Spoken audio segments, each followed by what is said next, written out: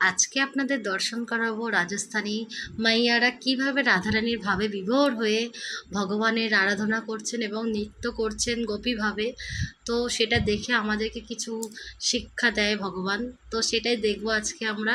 আমরা অন্য দেশে থাকি, তারা ব্রজধাম এবং রাজস্থান, যেটা বৃন্দাবন ৮৪ ক্রোশ পরিক্রমার মধ্যে পড়ছে, তারা কিভাবে ভগবানের উদ্দেশ্যে নিজেকে লীন করে দিয়েছে। তো আসুন ভিডিওটা শেষ পর্যন্ত দেখি, আর আপনারা আর আমরা কিছু যদি ভগবানের জন্য শিখতে পারি। তো রাধে রাধে, সকলকে আমার চ্যানেলে জানাই অনেক অনেক স্বাগত। আশা করি আপনারা সকলে খুব ভালো আছেন, আর আপনাদের আর গোপালের আশীর্বাদে আমিও ভালো আছি। তো আজকে ব্লগটা স্টার্ট করলাম। তো দেখো, এটা ছিল ওই যে বিহার বনের পরিক্রমা, আর এখানে ভগবান কি বিহার বনে কি করেছিল, বিহার বনে হচ্ছে গোচরণ করতে এসেছিল এবং তারপরে এখান থেকে গিয়ে বিশ্রাম ঘাটে কিন্তু বিশ্রাম নিয়েছিল। তো সেটারই আজকে কিছু অংশ তোমাদেরকে দর্শন করাবো। আর বিহার বনে কত সুন্দর গাছপালা দেখো। আর এখানে কিন্তু আরেকটা জিনিস এনারা মানে আমার গুরু ভাই দেখাননি, সেটা হলো অনেক গোমাতা আছেন যাদেরকে রাধে রাধে বললে ওনারা কিন্তু ছুটে আসেন। হ্যাঁ, আমি এই কারণে বলতে পারছি কারণ আমি ৩ বার বৃন্দাবন গেছি। তো আমরা প্রথম যখন গেছিলাম ২০১৪-তে, তখন এত সুন্দর ছিল ওই পরিবেশটা। আর আমরা যখন এই ২০২২-এ গেছি, তখন কিন্তু অতটাও আমার মনে হলো না যে আগের মতন বৃন্দাবন রয়েছে। কিন্তু ২০১৪-তে যখন গেছিলাম, তাহলে কত সুন্দর ছিল। তাহলে আমি ভাবছি, তাহলে কত বছর, শত যুগ আগে, কত কয়েকশো বছর আগে তখন বৃন্দাবন কতই না সুন্দর ছিল। এটাই আমাদের ভাবার বিষয়। তো এত সুন্দর বৃন্দাবন, মধুময় বৃন্দাবন, কেনই বা সখীরা বা ভক্তরা পাগল হয়ে যাবেন না বৃন্দাবন যাওয়ার জন্য। তো এই যে সাধুরা কি সুন্দর পরিক্রমা করছেন দেখেন, আপনাদেরকে একটু দর্শন করানোর সুযোগ করে দিলাম, আর আমিও নিজের সুযোগ করে নিলাম। তো কত সুন্দর বৃন্দাবন। হ্যাঁ, আর এই যেটা রাজস্থানের মধ্যে দিয়ে যাচ্ছেন ওনারা, আর ওখানে রাজস্থানে এখনো প্রবেশ করেনি, এটা বিহার বনে আছে বলছিলেন। তো বিহার বনটা মনে হচ্ছে রাজস্থানের মধ্যে, আমি কিন্তু শিওর বলতে পারছি না, কারণ আমি কোনটা কিসের মধ্যে আমি এটা জানি না, কোন রাজ্যের মধ্যে পড়ছে। ঠিক আছে। তো জেঠু বলছিল যে ওনারা রাজস্থানে আছেন, তাহলে এটা রাজস্থানই হবেন। তো ওখানে কোনো শর্টকাট রাস্তা আছে, সেগুলো বনের ভেতর দিয়ে গেলে ৮৪ ক্রোশ পরিক্রমাটা ভালোভাবে করা যায়।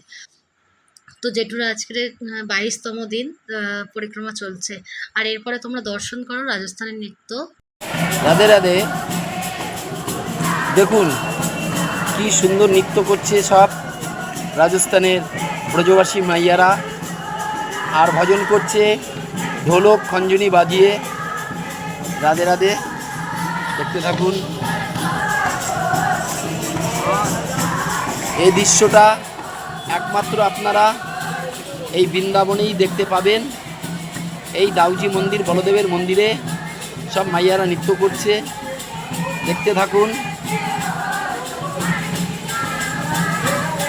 রাধারানীর সঙ্গে যেমন তার গোপীরা নৃত্য করত, মাইয়ারাও এখানেও সব নৃত্য করছে, দেখতে থাকুন।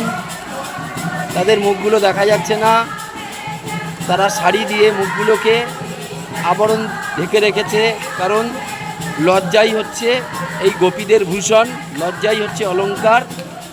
তাই তারা মুখগুলো ঢেকে সুন্দর ভঙ্গিমায় একে অন্যের সঙ্গে তালে তালে নৃত্য করছে, দেখতে থাকুন। রাধে রাধে।